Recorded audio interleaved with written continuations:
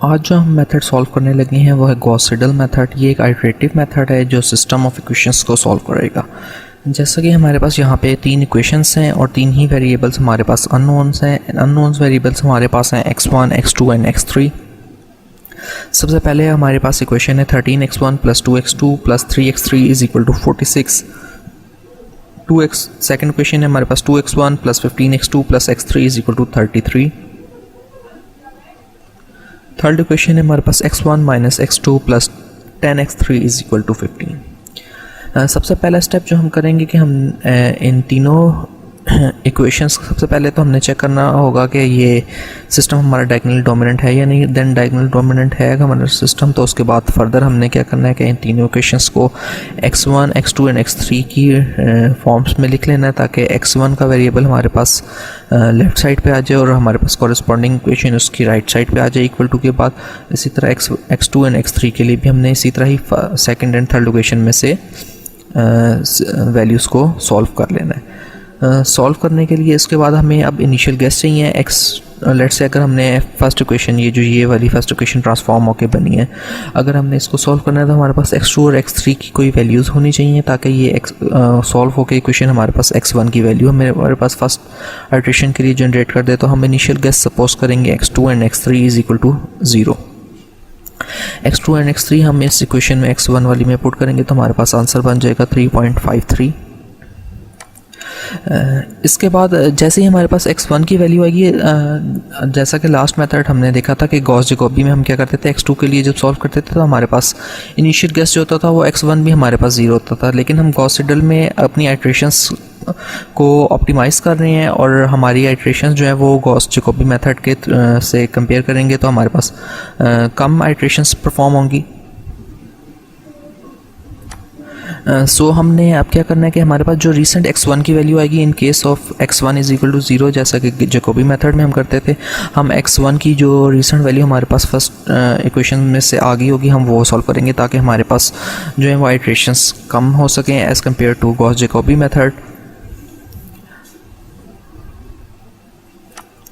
अब हमारे पास x3 का तो इनिशियल गेस 0 ही रहेगा और x1 की जगह पे ये जो x1 है इसकी जगह पे हमारे पास रिसेंट वैल्यू आ जाएगी x1 की जो हमने कैलकुलेट की है 3.53।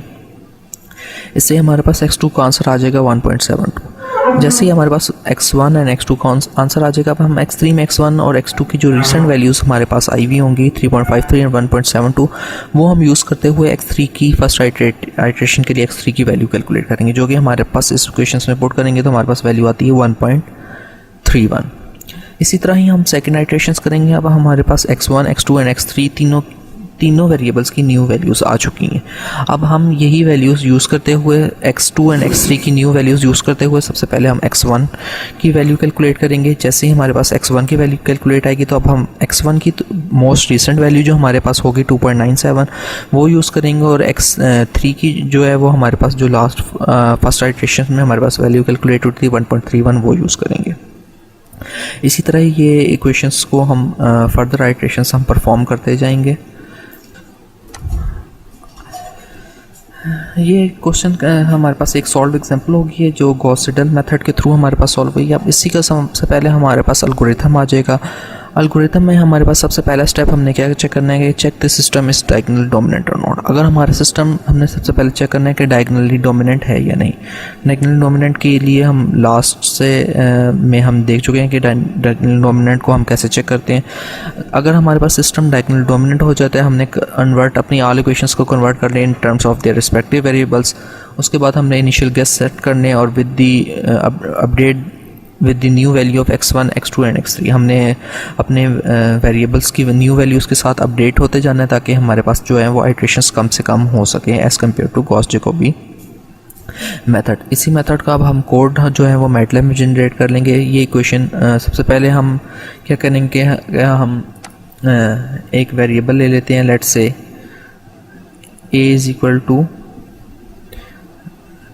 13 रो वाइज इसको हम लिख लेंगे 13 2 3 सेमी कॉलन 2 15 1 सेमी कॉलन 1 -1 10। इसी तरह हम एक बी का वेरिएबल ले लेते हैं जिसमें हम सेव कर लेते हैं जो इक्वल टू के राइट साइड पे वैल्यूज़ हैं हमारे पास 46, 33 एंड 15। 46, 33, 15 जैसे ही ये हम ले लेते हैं तो अब हमने क्या करना है कि गॉस जैकोबी और गॉस सीडल मेथड में बहुत माइनर सा हमारे पास डिफरेंस है। तो हम गॉस जैकोबी वाला जो कोड है वो as it is up to first line तक हम कॉपी कर लेते हैं।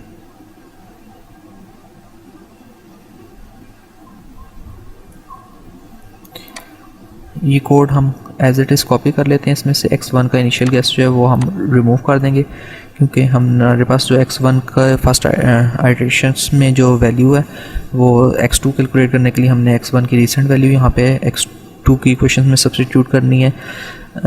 x1 की इक्वेशन तक तो हमारे पास एज इट इज़ जो है वो गॉस जैकोबी वाला हमारे पास कोड आ जाएगा। अब हमने x2 में देख रहे हैं कि जब x2 आ रहा है तो हमारे पास x1 की जो हमारे पास वो रीसेंट वैल्यू वो आ रही है। x1 की रीसेंट वैल्यू हमारे पास किस वेरिएबल में से है x ऑफ i + 1। इसका मतलब है जब x2 के लिए वेरिएबल x1 की वैल्यू देंगे तो हम उसे इंस्टेड ऑफ जो i हम दे रहे थे गॉस जैकोबी मेथड में हम इंस्टेड उसके बजाय हम i + 1 की देंगे वैल्यू देंगे। फॉर एग्जांपल नेक्स्ट ये कोई लाइन हम कॉपी कर लेते हैं। अब इस लाइन में क्या होगा x2 की तो वैल्यू कैलकुलेट हो रही है। गॉस जैकोबी मेथड में क्या होता था कि x1 ऑफ i की वैल्यू हमारे पास आती थी जो हमारे पास इनिशियल गैस होता था।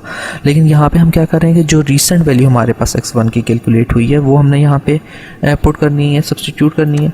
तो हमारे पास रीसेंट वैल्यू किस वेरिएबल में सेव है x ऑफ i + 1 क्योंकि हमारा जो लूप है वो इस टाइम i + 1 पे चल रहा है ताकि x2 की वैल्यू कैलकुलेट हो जाए क्योंकि x1 की हमारे पास ऑलरेडी वैल्यू कैलकुलेट हो चुकी है 3.53 और वो वैल्यू कैलकुलेट होने के बाद हमने इसमें पुट करनी है ताकि हमारे पास न्यू जो है वो आंसर जनरेट होके आ सके। इसके बाद जो थर्ड लाइन का कोड है वो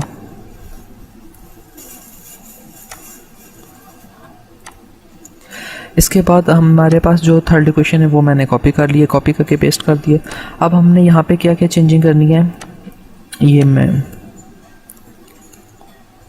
हमने क्या करना है कि x1 का जो वेरिएबल है उसकी हमने रीसेंट वैल्यू चाहिए x ऑफ i + 1 क्योंकि जो फर्स्ट आइटरेशन की वैल्यू है वो x ऑफ i + 1 जो हमने वेरिएबल इंडेक्स चूज़ किया था उसमें सेव है। इसी तरह x2 की भी हम वैल्यू क्या कर देंगे x2 ऑफ i + 1 की वैल्यू हम उसमें सब्स्टिट्यूट कर देंगे। ये वैल्यू सब्स्टिट्यूट हो जाएगी तो हमने अपने लूप को एंड कर लेना है।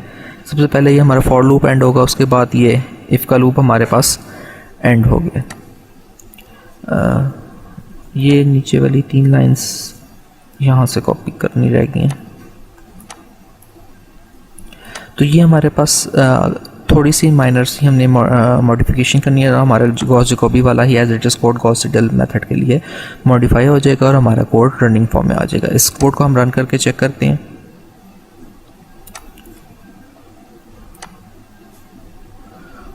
इस कोड को की मैंने आइट्रेशंस परफॉर्म की हैं 1 से लेके 5 तक, तो इसलिए ये ज़्यादा आंसर जनरेट कर रहे हैं। हम अपनी 2 आइट्रेशंस के साथ जो वैल्यूज़ हैं वो कंपेयर कर लेते हैं। लेट्स से सबसे पहले ये हमारे पास जो रिसेंट आंसर है वो कैलकुलेट होकर आ गया। x1 का हमारे पास सबसे पहला आंसर आया था 3.53, वैसे ही आ गया। उसके बाद x1 का आंसर आया था 2.97। जो मैटलैब जो है वो पॉइंट्स के पास सारी वैल्यूज़ ले रहा है, इसलिए माइनर सा डिफरेंस है। जो हैंड रिटन मैंने कैलकुलेशन की हुई है उसमें मैंने पॉइंट्स के बाद से 2 डेसिमल तक वैल्यूज़ लेके तो बाकी आंसर कैलकुलेट किया। इसी तरह x2 का आंसर आ रहा था हमारे पास 1.72, मैटलैब में भी 1.72 आ रहा है।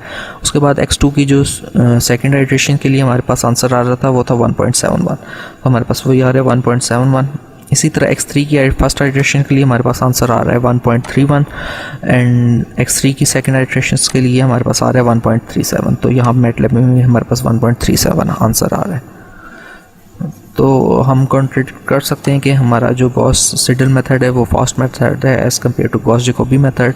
और ये गॉस जैकोबी मेथड से अगर हम सेम क्वेश्चन सॉल्व करेंगे तो गॉस जैकोबी मेथड से गॉस सीडल मेथड से, तो गॉस सीडल मेथड जो है वो हमारा जल्दी जो है वो हमें रूट फाइंड जो की वैल्यूज़ जो है वो हमें फाइंड करके दे देगा x1, x2 एंड x3 की।